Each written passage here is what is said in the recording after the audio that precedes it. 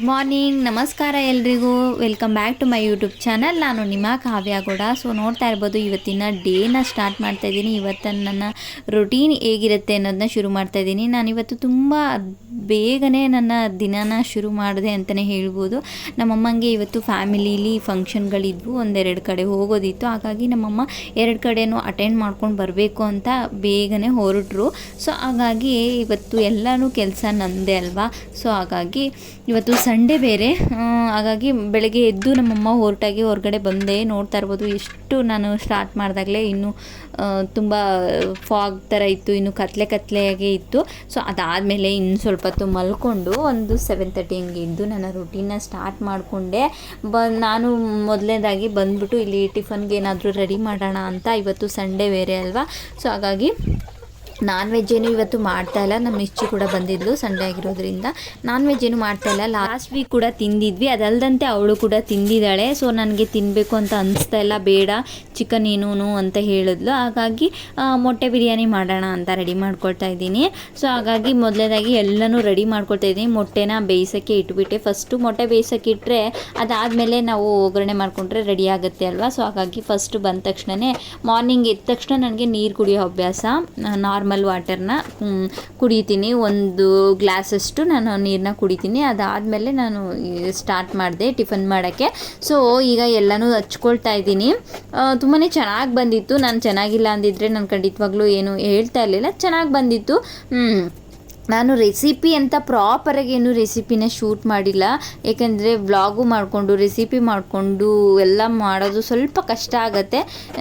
ಹಾಗಾಗಿ ನಾನು ರೆಸಿಪಿ ಅಂತ ಪ್ರಾಪರಾಗಿ ಏನು ಶೂಟ್ ಮಾಡಿಲ್ಲ. ಇದರಲ್ಲೇ ನಾನು ಅಷ್ಟು ಇಷ್ಟು ತೋರಿಸ್ತೀನಿ. ಚೆನ್ನಾಗಾಗಿತ್ತು ಮೊಟ್ಟೆ ಬಿರಿಯಾನಿ ಅಂತಲೇ ಹೇಳ್ಬೋದು.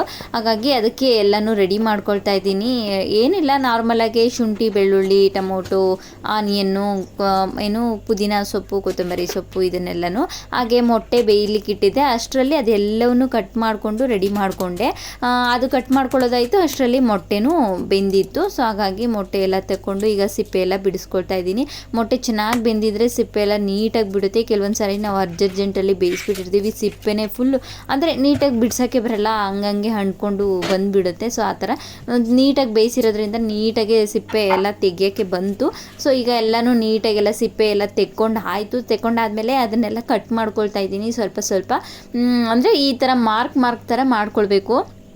ಏಕೆಂದರೆ ಅದು ಫ್ರೈ ಮಾಡಿಕೊಂಡ್ರೆ ಅದಕ್ಕೆ ಮೇಲೆ ಅದಕ್ಕೂ ಕೂಡ ಸ್ವಲ್ಪ ಉಪ್ಪು ಖಾರ ಏನಾದರೂ ತೆಗಲು ಬೇಕಲ್ವಾ. ಸೊ ಅದ್ರೊಳಗೆ ಹಾಕಿದ್ರೆ ಏನೂ ತೆಗಲಲ್ಲ. ಅಂದರೆ ನಾರ್ಮಲಾಗಿ ಮೊಟ್ಟೆ ಹಾಗೆ ಹಾಕಿದ್ರೆ ಅದರೊಳಗೆ ಏನೂ ಹೋಗಲ್ಲ, ಸಪ್ಪೆ ಇರುತ್ತೆ ಅಂದ್ಕೊಂಡು ಈ ಥರ ಸ್ವಲ್ಪ ಮಾರ್ಕ್ನ ಮಾಡಿಕೊಂಡು ಒಂದು ಪ್ಯಾನ್ಗೆ ಎಣ್ಣೆ ಹಾಕ್ಕೊಂಡು ಸ್ವಲ್ಪ ಉಪ್ಪು ಹಾಕ್ಕೊಂಡು ಖಾರದ ಪುಡಿ ಹಾಗೆ ಟರ್ಮರಿಕ್ನ ಹಾಕ್ಕೊಂಡು ಮೊಟ್ಟೆಗಳನ್ನ ಹಾಕ್ಕೊಂಡು ಫ್ರೈ ಮಾಡ್ಕೊಳ್ಬೇಕಾಗತ್ತೆ.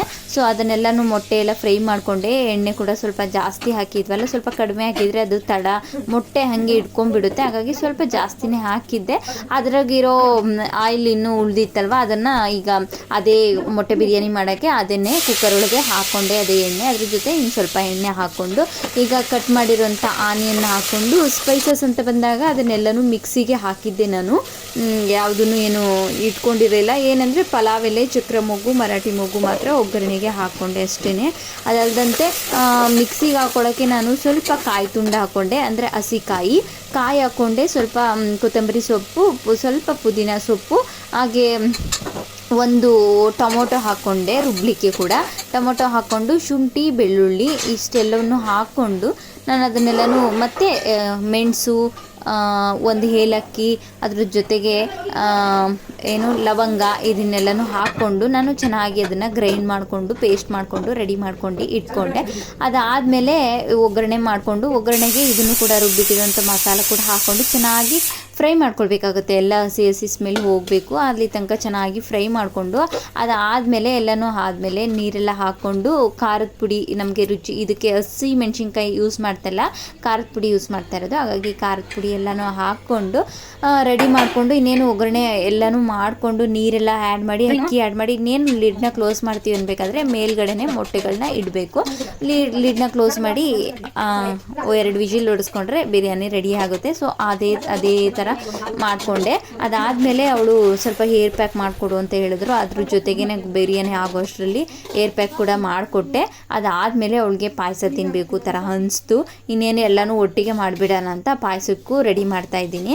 ಇಲ್ಲಿ ಸ್ವಲ್ಪ ಹಾಲು ಹಾಕಿ ಸ್ವಲ್ಪ ನೀರು ಹಾಕಿ ಸಿಂಪಲಾಗಿ, ಇನ್ನೇ ಯಾರೂ ಇಲ್ಲ, ಜಸ್ಟ್ 3 ಜನ ಇರೋದು ಅಲ್ವಾ.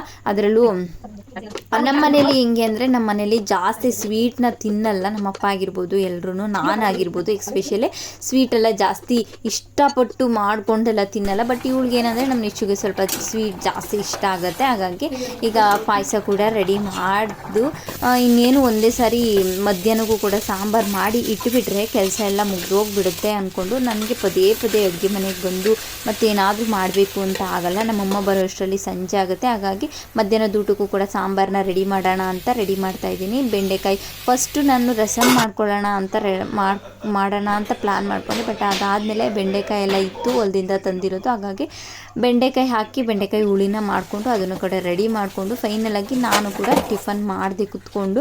ಟಿಫನ್ ಮಾಡಿದ್ದಾದಮೇಲೆ ಮತ್ತೆ ಬಂದರೆ ಇಲ್ಲೆಲ್ಲ ಮಾಡಿ ಇಟ್ಟಿರೋದೊಂದಾದರೆ ಒಂದೆಲ್ಲನೂ ಹರಡೆಲ್ಲ ಹೋಗಿಬಿಟ್ಟಿರ್ತೀವಲ್ವ, ಪಾತ್ರೆಗಳೆಲ್ಲ ಆಗಿರುತ್ತೆ, ಮತ್ತು ಅದನ್ನೆಲ್ಲ ತೊಳಿಬೇಕು. ಸೊ ಇದನ್ನೆಲ್ಲ ಮಾಡೋದು ನೆನೆಸ್ಕೊಂಡ್ರೆ ಯಪ್ಪ ಮಾಡೋದು ಬೇಡ, ತಿನ್ನೋದು ಬೇಡ, ಏನು ಬೇಡ, ರೆಗ್ಯುಲರಾಗಿ ಅದು ಹೆಂಗೆ ಮಾಡಬೇಕು ಇಷ್ಟೆಲ್ಲ ಕೆಲಸನ ಅಂತ ನಿಜವಾಗ್ಲೂ ನನಗಾದರೆ ಅನಿಸುತ್ತೆ.